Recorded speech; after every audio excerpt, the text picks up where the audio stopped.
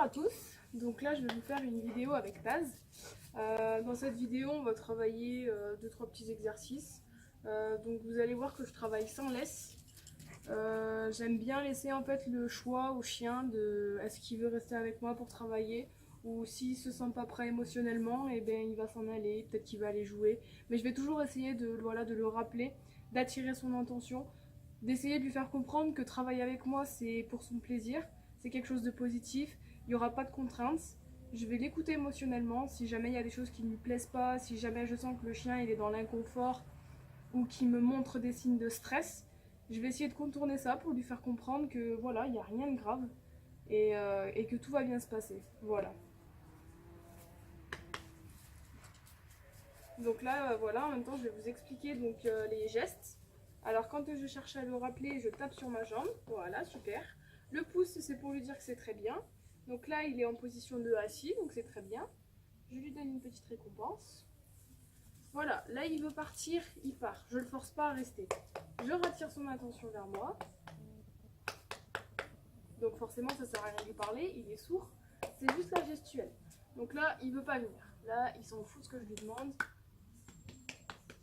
Il faut de la patience, toujours de la patience. Allez, viens. Donc là, clairement, il me montre qu'il n'a pas envie de travailler. Donc on va essayer de ruser un petit peu. Voilà. Juste des fois de bouger, de changer d'attitude, ça va le faire venir. Ça c'est top. Maintenant on va demander un coucher. Donc pour le coucher, en fait, simplement avec ma main devant son nez, je vais aller direction du sol. Voilà, c'est super. Et là c'est très bien.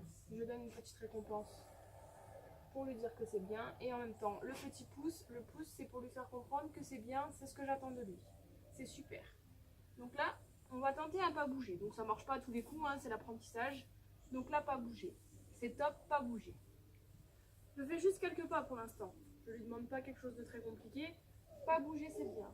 Un petit peu sur moi, voilà, comme ça il comprend qu'il faut pas bouger, que je sois de dos ou de face. C'est super, je reviens vers lui, je récompense. C'est très très bien ça.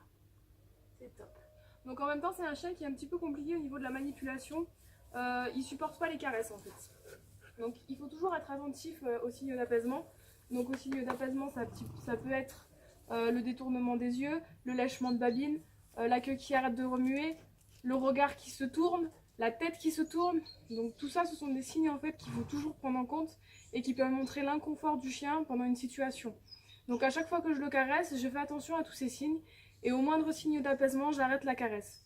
Et bien sûr, il est travaillé sans laisse, il est travaillé sans aucun maintien, donc libre à lui. S'il se sent oppressé, stressé, il s'en va. J'attends qu'il se calme, et après, je lui repropose de venir vers moi. Voilà, c'est super, ça c'est top. Donc ça c'est bien, oh bah ça gratouille. Donc là le chien n'est pas stressé, il est décontracté, il se gratte, tout va bien.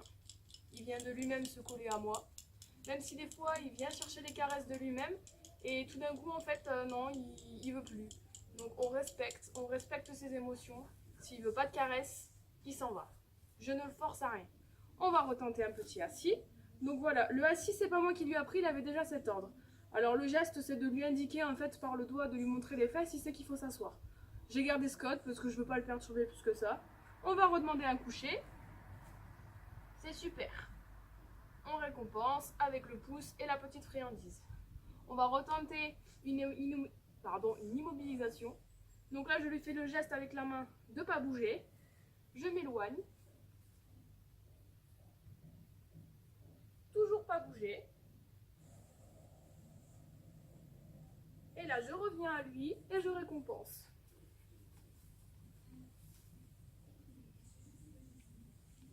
C'est super.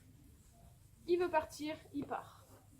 On va refaire la même chose, sauf que cette fois je vais lui demander une immobilité et ensuite je vais le rappeler vers moi. Voilà, donc ce sera le même exercice, sauf qu'il y aura le rappel vers moi en plus. Je réattire son attention. Super. Ok, c'est top ça. On fait coucher, c'est top. Pas bouger. Donc toujours pareil. Alors là un peu plus difficile, là vous allez voir, il risque de s'orienter face à moi. Parce que je vais partir dans le cadre de la vidéo Donc je ne vais pas partir face à lui. Donc inconsciemment, il va vouloir se tourner pour se mettre dans ma direction pour mieux me voir. Pour l'instant, il a encore besoin du contact visuel pour savoir ce que j'attends de lui. Pas bouger. Là, c'est top, il ne bouge pas. C'est super. Pas bouger. Maintenant, je vais le rappeler en tapant sur mes jambes. Oh, c'est bien. Assis, c'est super. On récompense. Et voilà, c'est très bien.